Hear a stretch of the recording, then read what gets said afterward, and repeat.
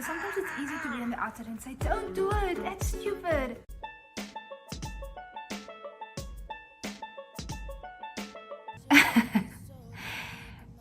It's not a kinky book, but there is some mature content in there. But the book is actually, it comes from the Harry Potter series. The original title of the book was actually The Muggle Flavored Jelly Beans of Relationship. Those who are Harry Potter fans will know what that is about, but because I didn't want to be sued for copyright infringement or trademark infringement, I changed it to the Yummy Flavored Jelly Beans of Relationship. So I'm actually not a Harry Potter fan, although most of the people in my inner circle are. Okay, so there's a scene in one of the Harry Potter series where Harry Potter and Dumbledore are eating these Bertie Bott's jelly beans, and what's unique about them is that you don't know what flavor you're gonna get until you eat it. And I sort of equated that with how a lot of people see romantic relationships. In the sense that you just don't know, there's no specific formula that you can use to find out whether you're dating the right person. You have to be in the relationship and find out whether the person is who they say they are. And I just wanted to debunk that. The book is actually also, all the chapters of the book are not named like usual chapter 1, whatever. They're actually named after flavors. And by looking at the flavors, you basically know, you kind of have a feel for the theme of the book.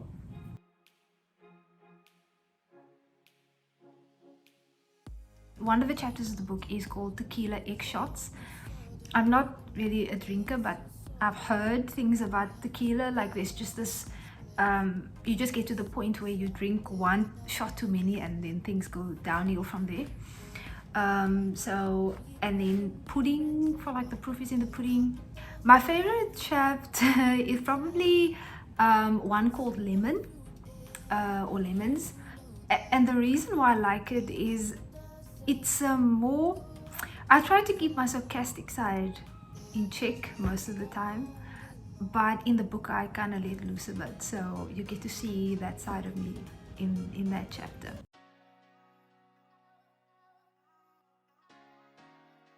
Yes, so I do have the book. I'm actually busy with the Afrikaans version. I'm still deciding how I'm going to release that one, because I'm thinking of also making it into an audiobook. But the reason for choosing Swahili was actually both sentimental and strategic. It's strategic in the fact that Swahili is actually the most spoken language in Africa, so obviously I can reach a wider audience with that. But also it's because of my inner circle. I've worked with many people from different countries in Africa, but those who actually made it into my inner circle were consistently people from Congo and more recently from Kenya. And what they have in common is that they both speak a dialect of Swahili. And so I think in choosing Swahili, it also, in a way, without realizing it, I feel a little like I now share in that connection with them that I previously didn't have.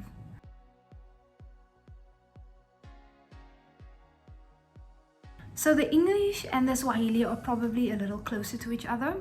The Afrikaans is definitely going to be a bit funnier, and that's just because Afrikaans it's a funny dialect. As it goes with most translations, it was actually interesting to watch because some things just can't be translated exactly like it is in the original language, because those words or the sentences just don't exist, or they mean something else.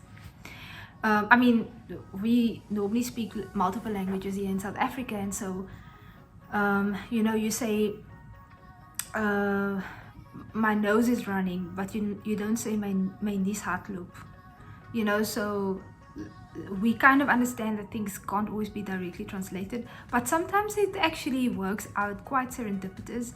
At the back end of a story that I tell of some of the strategies that I used to get my husband to get out of his shell. He was very quiet, but I tell, there's this one line, without giving too much away, where I say, your mind is interesting to me.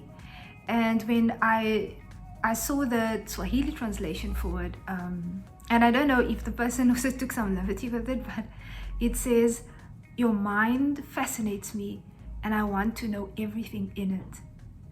I remember contacting my translator Brian and saying to him, this line is so good in Swahili that I actually feel like I want to change the English version to the Swahili one.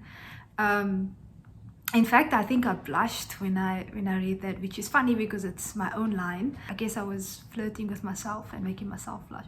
Oh, good.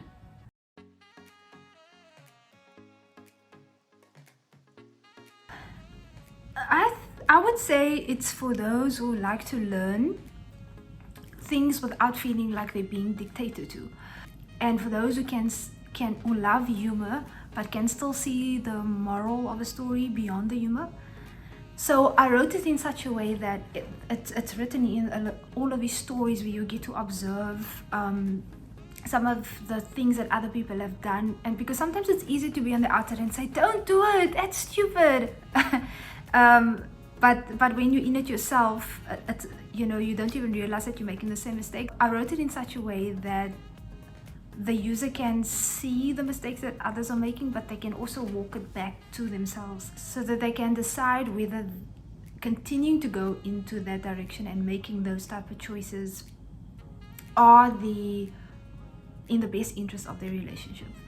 But the book is actually, it's mostly for those who are in romantic relationships and for those who are considering being in romantic relationships. It started off for those who were going to start in a relationship, but have kind of evolved based on some of the stories and the weird social experiments and things that have done on people from, you know, throughout those who are starting off and those who are in marriage for over 20 years. It's not just about those who make mistakes, it's also about what people have done right in the relationship. So it's also about interviews with people who are happily married for long periods of times and what they've done right. But the core principles of the relationships also kind of penetrate through the stories in the book, so that you can also see how some of those stuff work when it comes to relationship with your children or even visitors, for example.